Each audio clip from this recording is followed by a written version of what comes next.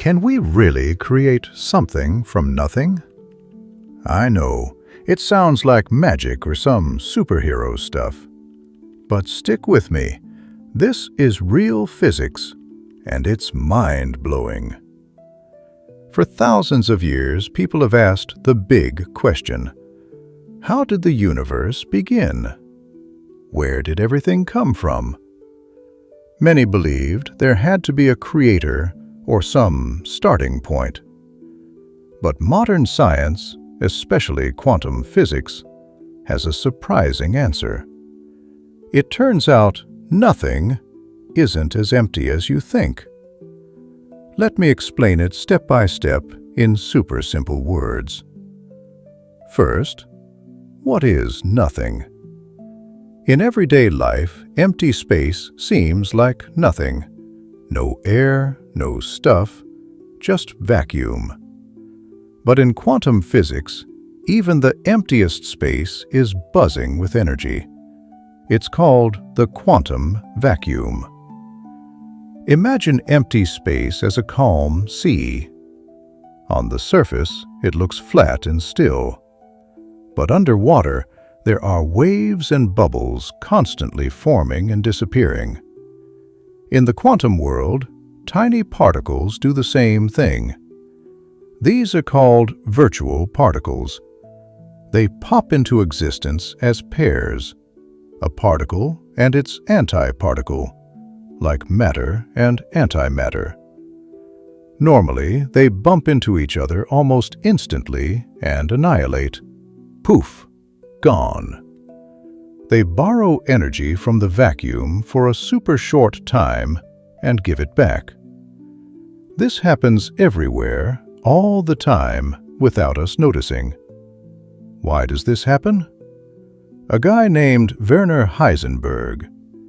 He came up with the uncertainty principle in the 1920s. It basically says you can't know everything exactly at the same time. For energy and time, there's wiggle room. You can borrow energy as long as you pay it back really quickly. The shorter the time, the more energy you can borrow. For tiny fractions of a second, enough energy appears to make particle pairs. That's why the vacuum is never truly empty. It's foaming with these fleeting particles. Okay, so empty space isn't empty. But can we prove this? Yes. There's an experiment called the Casimir effect, predicted in 1948 and measured later. Imagine two metal plates placed very close together in a vacuum.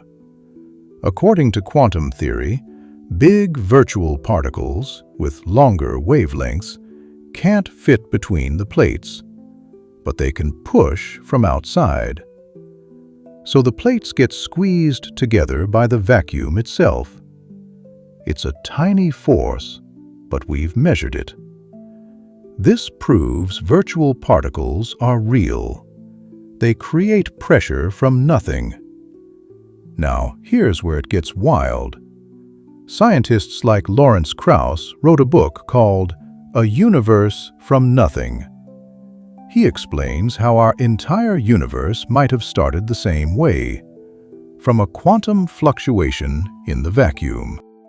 In the very early universe, there was a phase called inflation, where space expanded super fast. A tiny fluctuation could get stretched hugely, creating real particles that don't disappear. Suddenly, you have matter, energy, stars, galaxies, all from what looked like nothing. But wait, doesn't this break the law of conservation of energy? Nope. The total energy of the universe might actually be zero.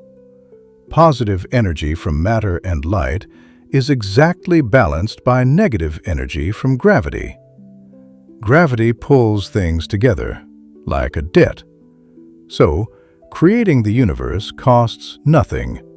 It's like borrowing money and investing it in a way that pays itself back.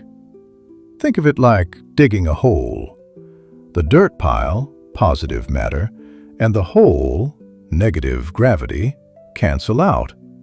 Net zero. We've even seen hints in particle accelerators.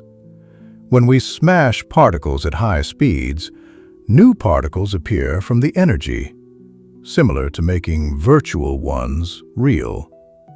So, have scientists literally created something from nothing in a lab?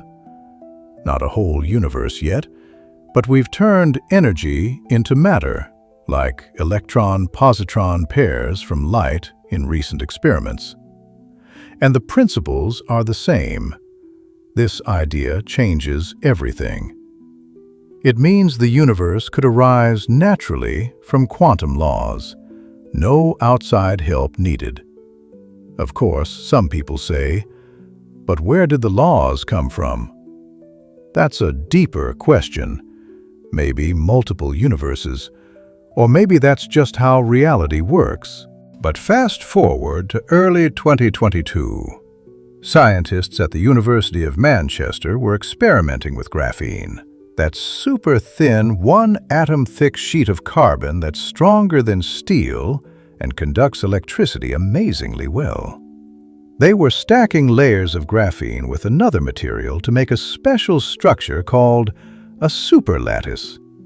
They just wanted to study how electricity flows through it at high speeds. But when they applied a strong electric current, something unexpected happened. The electrons in the graphene started behaving strangely. The current got way higher than what normal physics rules should allow. At first, the team thought they might have discovered a new kind of superconductivity. But no, it was the Schwinger effect in action. In graphene, electrons act like they have no mass and move at a fraction of the speed of light. The setup created electric fields strong enough to rip electron-hole pairs, like particle-antiparticle pairs, out of the vacuum. These holes behave just like positrons, the antimatter version of electrons. It was kind of accidental. They weren't trying to prove the Schwinger effect, but their graphene experiment did exactly that on a tabletop. For the first time, we saw real particles being created from pure vacuum energy in a lab. This was a 70-year-old prediction coming true, and it shows that something from nothing isn't just possible in the early universe. It can happen right here with the right materials. Scientists like Lawrence Krauss, he explains how our entire universe might have started the same way, from a quantum fluctuation in the vacuum. In the very early universe, there was a phase called inflation, where space expanded super fast. A tiny fluctuation could get stretched hugely, creating real particles that don't disappear. What do you think? Is this exciting or scary? Does it make the universe feel more magical or less? Drop your thoughts in the comments. If you enjoyed this, hit like, subscribe, and turn on notifications. We've got more mind-bending science coming. Thanks for watching. Until the next time, take care.